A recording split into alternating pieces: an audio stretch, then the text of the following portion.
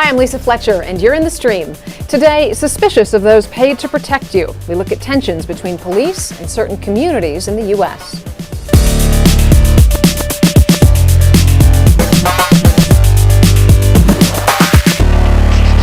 Our digital producer, Malika Bilal, is here looking out for your live feedback. You know, Malika, it's one of those days. A lot of people are retweeting the stuff I'm tweeting out and that our team is tweeting out, but they're not really responding to the questions that we're asking. Right, and those that are responding are talking about a legacy of mistrust among communities of color, and that's best represented in these two tweets from Khalid Bey, who says, "Be sure to address how race, indigence, and age intersect to compound mistrust of police, as a mistrust that long preceded Trayvon Martin, who we'll talk about today, and indigent and of color neighborhoods." Now, for those of you watching from home, we want you to join this conversation, so use the hashtag AJStream. And joining us on set is Gilbert Moore. He's the Deputy Director of the Community Relations Service Department at the U.S. Department of Justice. He works closely with communities and law enforcement to address conflicts and hate crimes resulting from color, race, and national origin. Gilbert, welcome to the stream. Good morning. Thank you guys for hearing me. We're glad to have you on the program. Remember, you can join us in a number of different ways, but if you want to join us like these guys behind me on Google+, just add the stream to your circles, and then you can literally be in the stream. But for now, here are some hashtags that you, our community, are following.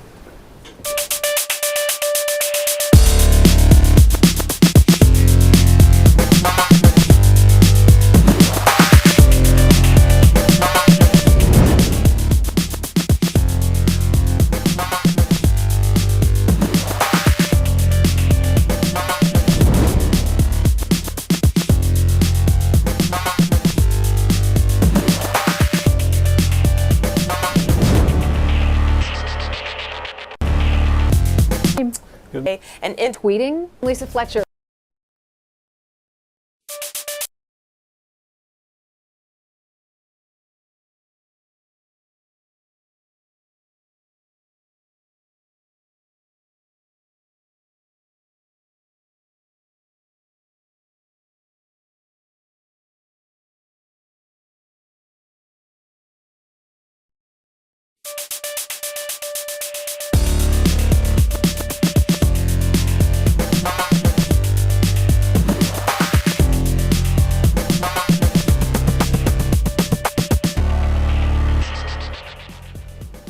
Hi, I'm Lisa Fletcher, and you're in the stream. Today, suspicious of those paid to protect you. We look at tensions between police and certain communities in the U.S.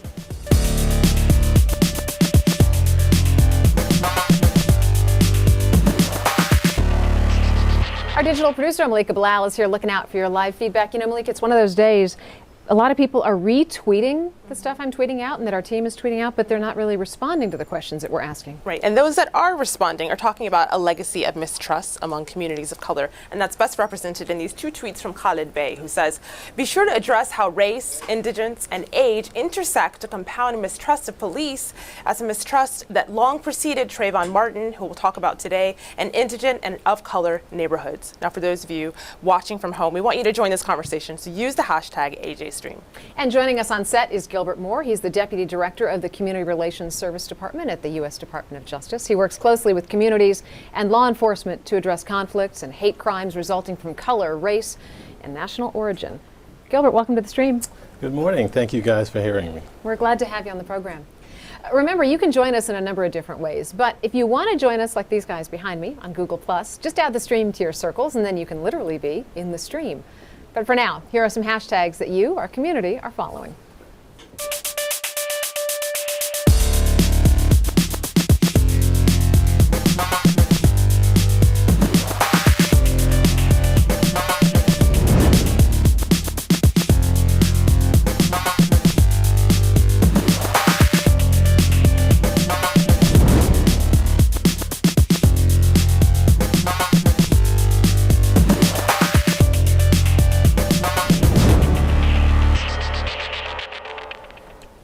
Distrust in U.S. law enforcement continues to simmer 1 year after the controversial death of 17-year-old African-American Trayvon Martin, who was shot by an Hispanic man who claimed Martin attacked him. Martin was visiting his family and walking home from a trip to the store just prior to being shot. The circumstances thereafter are disputed and details still not entirely known to the public. The man who shot Martin is charged with murder. But during the investigation, however, local police in Florida were called racist and criticized for what some considered mishandling of the case. But is this sense of disparity between how whites and how people of color are treated by police a national issue? In New York, the police department's stop and frisk policy is often equated to racial profiling, with African Americans and Latinos making up nearly 90% of those questioned under the policy. Individuals and organizations like CopWatch are starting to monitor police across the country, and they're posting videos like this one that you're watching now on YouTube. So with reports of brutality, an increase in justifiable homicides, and a lack of community involvement, how can trust be repaired and even built between police and the communities suspicious of them? Also joining us to discuss this is Michael Skolnick. He is the editor-in-chief of globalgrind.com. He's also the political director to music mogul Russell Simmons. Welcome back to the stream, Michael. Thank you, Lisa, for having me. You bet. Now, I do want to mention, before we get started, that we did reach out to the New York Police Department, and we received no response. So, Michael, I want to start with you. The Trayvon Martin case, it reminded Americans of this ongoing conflict between minority communities and the police. Has the publicity surrounding the case done anything to change the relationship, or at least the conversation, between police and minority communities? I think this is an ongoing conversation this nation has been having with itself for so many years. The sad part is that there hasn't been a lot of change. There really has not been great change over at least the past decade. We've seen actually similar situations across this country that we've witnessed here in New York of police brutality and the distrust of the people have with the police departments. I certainly think that what happened in Sanford, Florida, was a hyper sort of extension of this culture we have in this country, of this infatuation with guns, this infatuation that we could, be vigilantes and we could, we are our own law enforcement. I certainly hope as we proceed and learn from what happened in Sanford, that we take a deep look at our police departments, at our ideas of neighborhood watches or stand your ground laws, or any of these things that sort of further promote a lack of trust, not just between the police and the people, but also between the people and themselves. Yeah, Michael, I want to get back to that point in a few minutes, so hold on to that thought.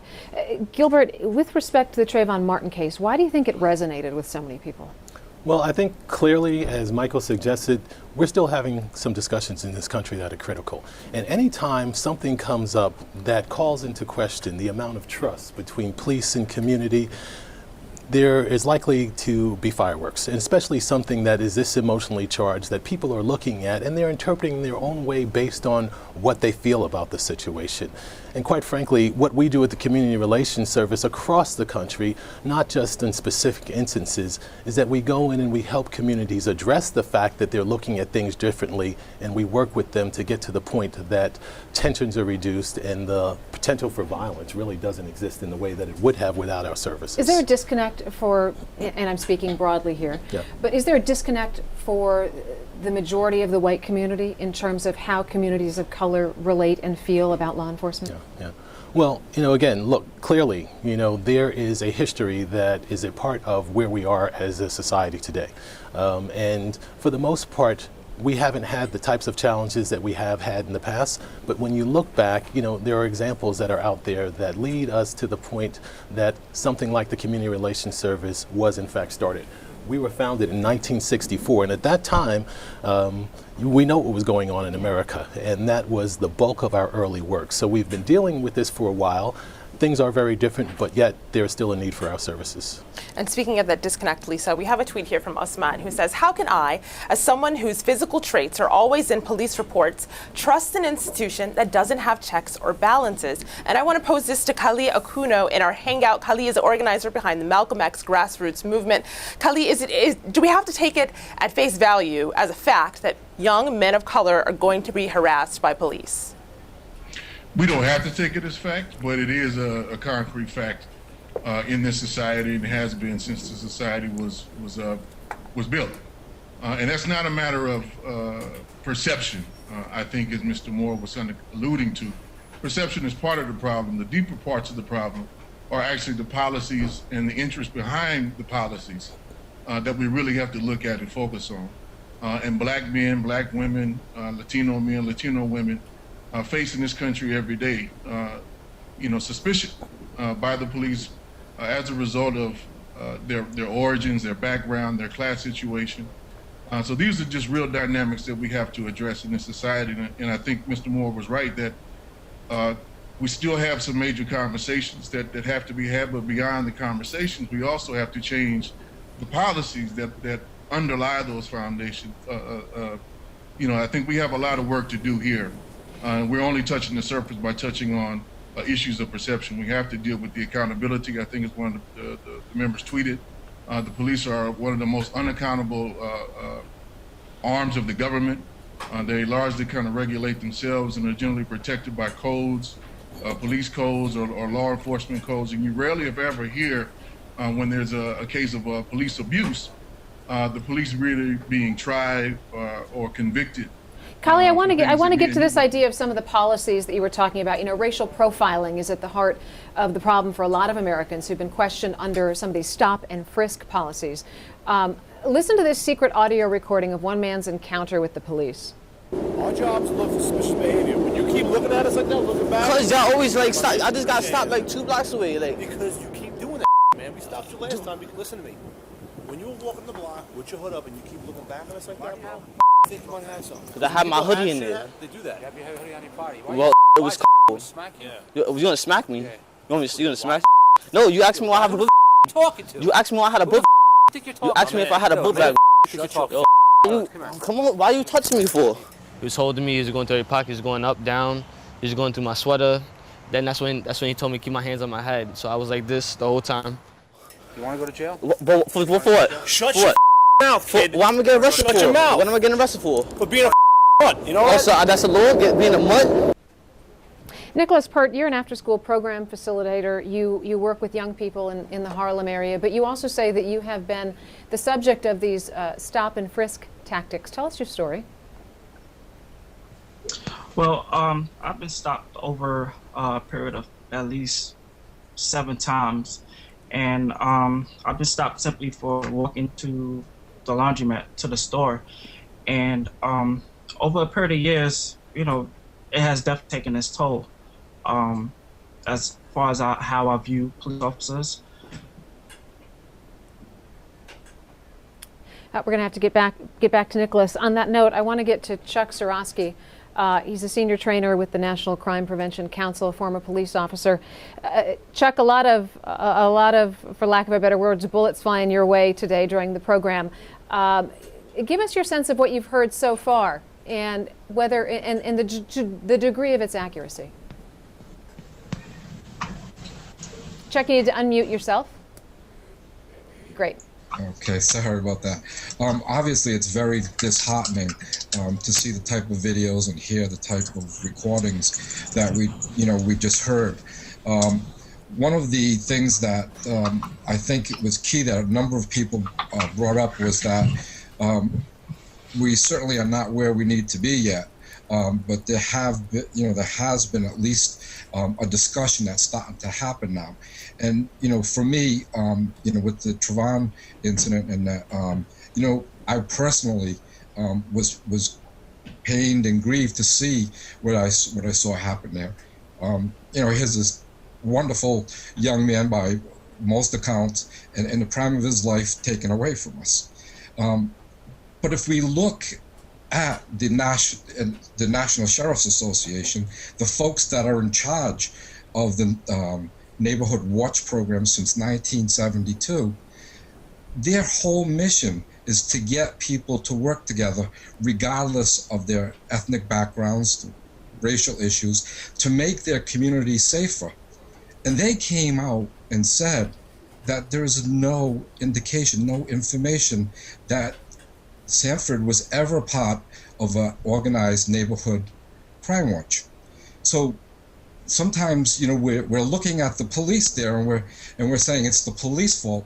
Well, the neighborhood watch does not. You are simply the eyes and ears. And the National Sheriff's Association have done a wonderful job for decades, for 4 decades, of really putting out there that it's not confrontational, that you are the eyes and ears. So to associate the actions of this one individual with that police department may be a bit unfair. And Chuck, I think what you're saying gets at the heart of what our community is saying. And Michael, I want you to have a listen to this tweet. It's about mistrust. Mikey says, a mistrust of law enforcement also breeds vigilantism and self-policing, which brought about Trayvon Martin's death. Can you speak to that?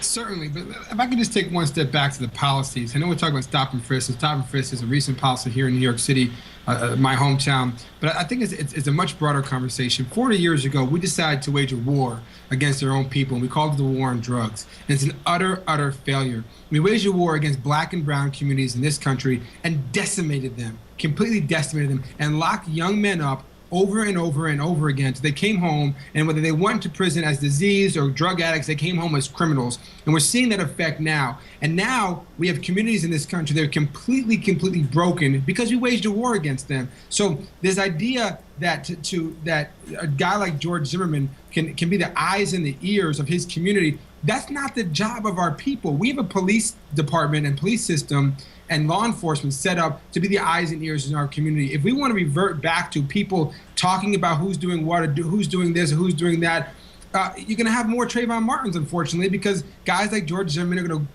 travel around their communities with guns in their pocket, looking for a black kid with a hoodie on who he thinks is robbing a house, where there's no proof of that. So we've created in the past 40 years, since the Sheriff's Department has created, as part of this Neighborhood Watch program, an idea in this country that there is bad people and there's good people, and the good people have to look after the bad people, and the cops' job is to lock up the bad people. The cops have lost their motto to protect and serve. They no longer protect and serve. They just protect a certain group of people, and they're no longer serving the community that they're paid to do so. Good point, Michael. I want to pick up on that theme, though, of vigilante justice, because vigilante justice can go both ways. I mean, look at former police officer LAPD police officer Christopher Dorner, who was obviously in the news these last couple of weeks. He shot and killed one officer, wounded 3 others as payback for what he said was him being forced out of the department because he was trying to report the use of excessive force. So while most people don't agree with Dorner's tactics, you know, there were a lot of people that said the guy's got a point to make here, even though it was vigilante justice.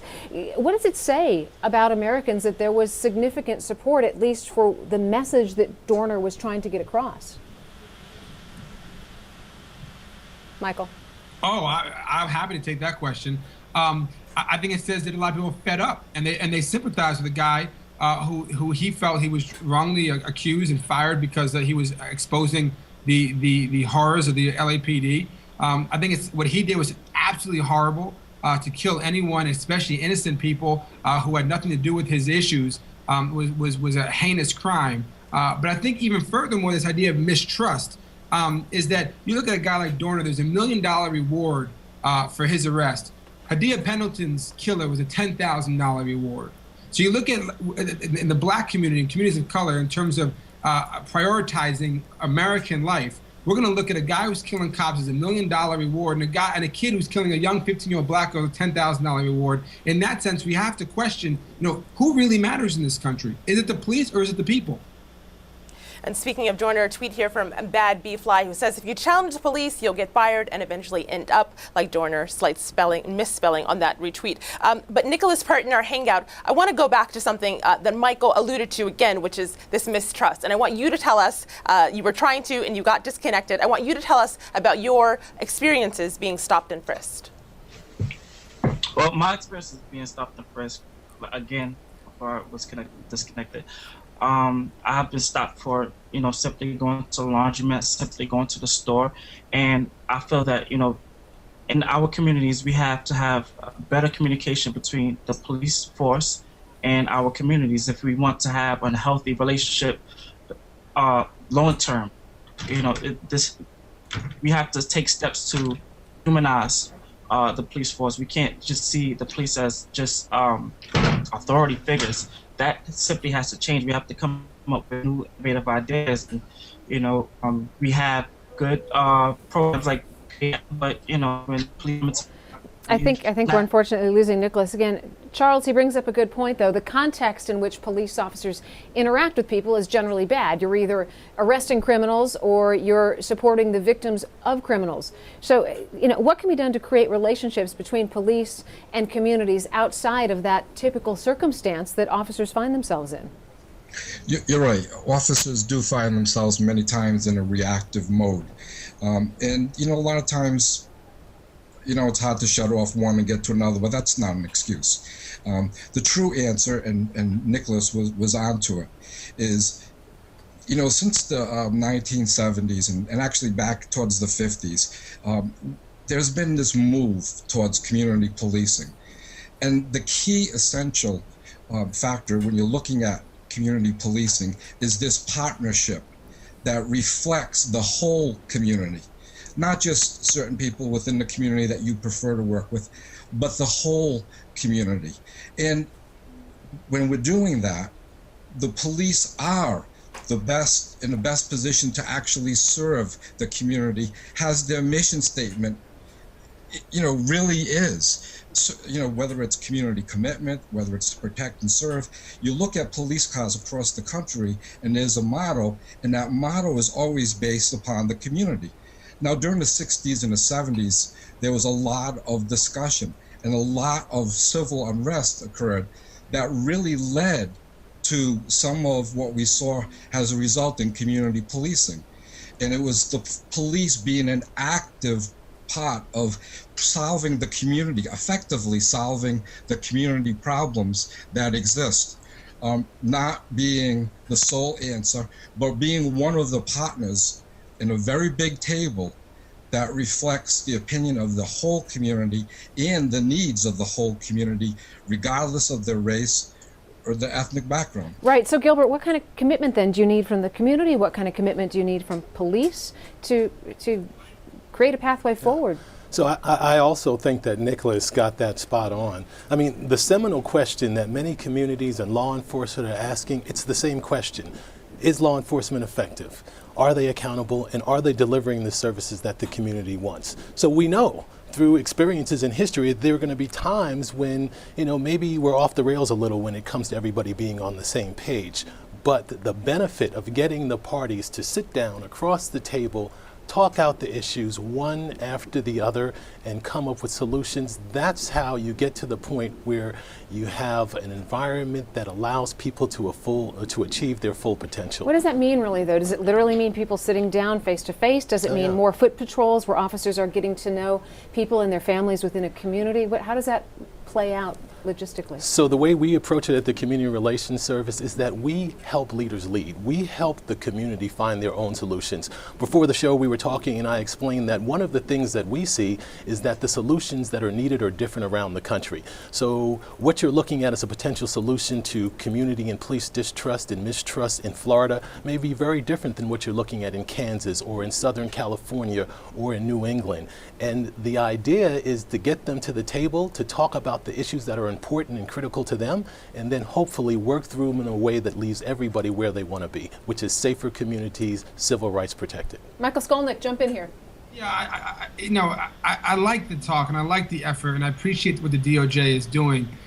Here's my concern. I think the elephant in the room that we're afraid to talk about because the policies are so bad across this country, federally and local and state, is that there's a business in locking people up. There are prisons that have to be filled. And the best way to fill them is to go into black and brown communities and antagonize young people and threaten them with big, long, mandatory minimum sentencing and to hopefully they plea out. So yeah, it's nice to bring communities together to talk about problems, but until we stop this prison industrial complex of building bigger prisons and having more prisoners in them, we imprison more people than any country in the world with 2.2 million prisoners. That number is not going down. Under Obama, under Bush, under Clinton, it is not going down. So until we address that issue, we're going to have a real big problem with the police and the communities because they're going to look at the police saying, all you want to do is lock us up because you got to fill the prisons. Excellent point, and I want to pick up on that in our post show. We want to, when we come back to us, and I hope you'll join us online, everyone,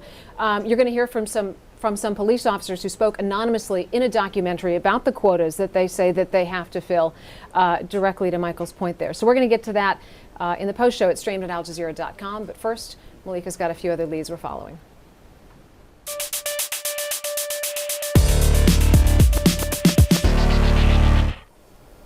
Instagram's latest sensation isn't a pop star or performer, but a president, Chechen leader Ramzan Kadyrov. What started as a pretty typical account for a politician on social media, here he is with Russian President Putin, has become increasingly personal. From workout sessions to dentist visits, the 36-year-old head of the Chechen Republic calls Instagram an effective helpline in reaching out to citizens. Kadyrov admitted to his embrace of the photo-sharing app in a recent interview with Russia TV, saying, "I'm not a fan of social networking sites, but I love Twitter and Instagram." But not everyone's impressed. Advocacy groups have accused Kadyrov of suppressing human rights, and some see his foray online as glossing over those accusations. Marcus tweets, "Kadyrov appears on Instagram, likes horses, children, guns, and the occasional human rights abuses." And we'll stay in Central Asia for our next lead. February 26 marks the 21st anniversary of one of the bloodiest events in Azerbaijan's war with Armenia. Using the hashtag Justice for Khojaly, netizens are commemorating victims of what Azeris refer to as the Khojaly Massacre. Azerbaijan says more than 600 people were killed in the town of Khojaly in 1992 during the Nagorno-Karabakh conflict. Armenia disputes the account and the number of deaths. Azeris at home and abroad are tweeting to pay tribute to those killed and call for justice. Activists created a petition calling on the U.S. to recognize the killings as a war crime, and it got a response from the White House, which said it's committed to a peaceful settlement in the region. Well, for more on the story, visit our website at stream.aljazeera.com. Lisa? All right, stay with us. The post show is next. It's streamed at aljazeera.com, so we hope to see you there online.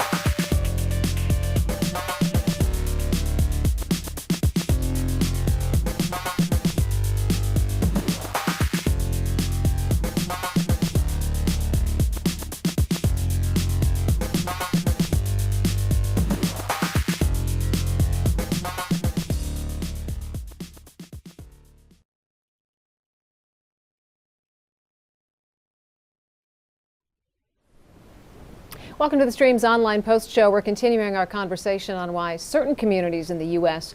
distrust law enforcement and what needs to be done to rebuild the relationship. Still with us are Gilbert Moore, Michael Skolnick, and our panel in the Google Hangout. Before we left you in the TV portion of our show, Michael Skolnick was talking about these quotas and what he called the prison industrial complex and how so many in urban communities feel that police are essentially out to get them to meet these quotas. It's interesting he brought that up because many police officers actually claim that they feel pressured by higher-ups to meet certain quotas. They're mainly to show that officers are active on the ground while at the same time decreasing crimes. In the documentary, The Hunted and the Hated, members of New York City's law enforcement anonymously talked about the numbers game. Take a look at this. Some of us under the stress make them up. Some of us under the stress stop innocent people and search them. And there's certain units out there that will just run around and stop everybody. What happens to the officer if they don't do what the police department tells them to do as far as these quotas? They will come after you. Come after you meaning transfers, give you low evaluations. They give you unwanted assignments. Put you in a post which is very dangerous, high crime, by yourself, in a corner. This is a form of retaliation. Basically, change of tours, put you on the midnight. They make you look bad on paperwork, and that paperwork will trail you for the rest of your police career. And knowing that your livelihood's at stake, you meet the quota. New York state law actually prohibits police from using quotas or setting target numbers for arrests. So, Charles, if that's the case, why this pressure? Well, I'll tell you what, I'm actually very disheartened to hear that. I just spoke last year at the American Probation and Parole Association conference. And, we were working with parole officers and probation officers, and we were talking about how to most effectively help the communities that we were from. And one of the things that came out was a Pew study that had just came out. And it talked about how if we did community work and community involvement and in community incarceration, if you will, instead of institutional incarceration, we would save between $28,000 and $50,000 a person, one person. Wow. And not only that, but we would help restore some of the fabric in that community. So when I'm hearing something like this, it makes, I truly want to believe in my heart that it's just one or two people that are disgruntled, because truly, police departments like New York and other folks have really worked hard to change the way they're being viewed. And I will say this, Deputy Director Moore can probably talk more to this, but I have never ever seen an accountability the way I have in the last 5 to 10 years of police departments.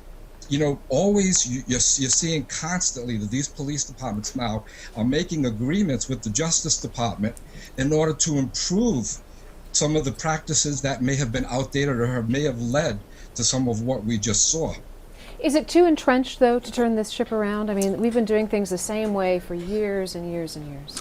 No, actually, I don't think so. I mean, going forward, we see some very promising practices and policies and philosophies on the horizon. One of the concepts that's taking root right now that impacts this whole nature of police-community relations is this concept of police legitimacy, which essentially says that the public has to perceive the police's actions and policies as legitimate if they're going to be effective, if law enforcement is going to be effective.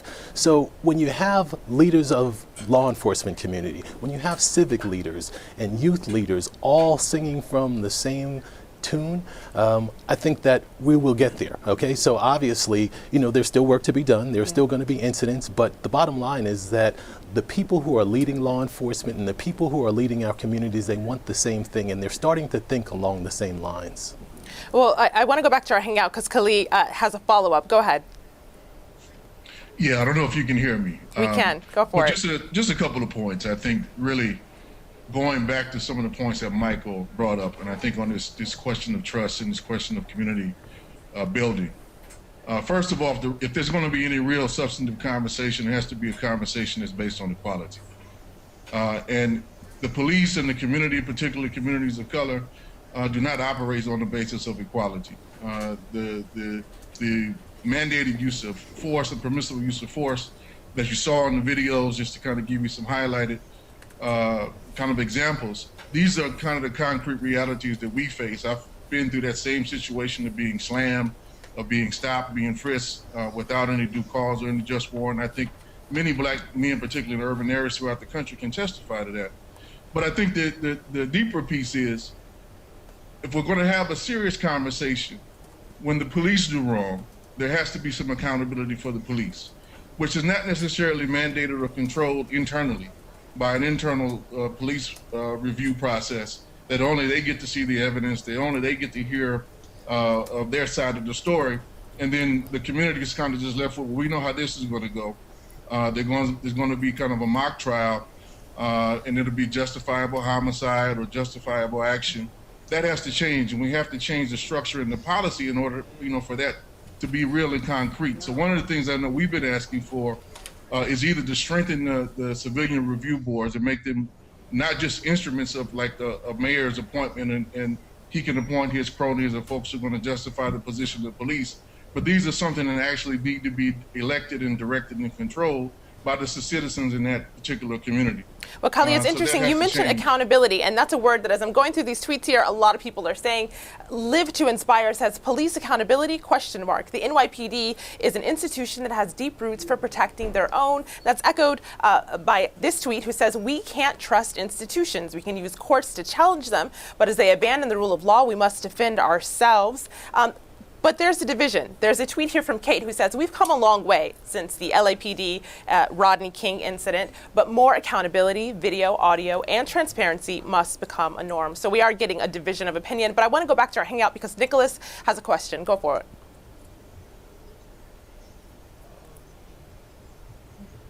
You might have to unmute your microphone.